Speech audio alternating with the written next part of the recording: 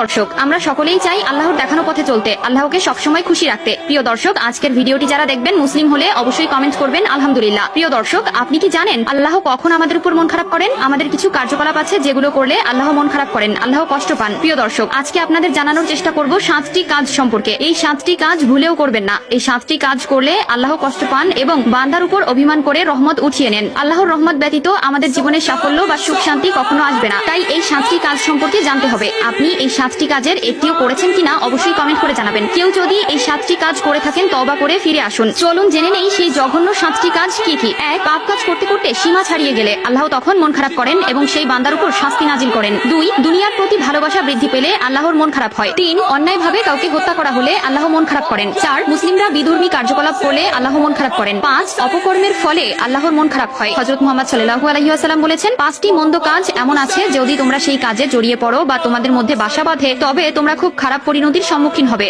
তা হলো ব্যভিচার করা, যাকাত না দেওয়া, আল্লাহ ও রাসূলের সঙ্গে বিশ্বাসঘাতকতা করা, প্রতিশ্রুতি ভঙ্গ করা, কিতাব অনুযায়ী শাসন কার্য না চালানো। আমরা জানি আমরা মুসলমান, একদিন হলেও আল্লাহ আমাদের মাফ করে দিবেন এবং তার জান্নাতে প্রবেশ করতে দিবেন। প্রিয় দর্শক, আমরা মানুষ, আর মানুষ মাত্রই ভুল। হয়তোবা আমরা জেনে না জেনে অনেক ভুল করে থাকি যা আল্লাহ কখনো ক্ষমা করবে না। তাই আজকের ভিডিওটি মুসলমান হিসেবে আপনার দেখা একান্ত জরুরি এবং অন্য মুসলিম ভাইদের দেখার জন্য অবশ্যই ভিডিওটি শেয়ার করে দিবেন। তবে আল্লাহ যদি চান তাহলে আপনাকে ক্ষমা করে দিতে পারেন। 6. অন্যায় কাজে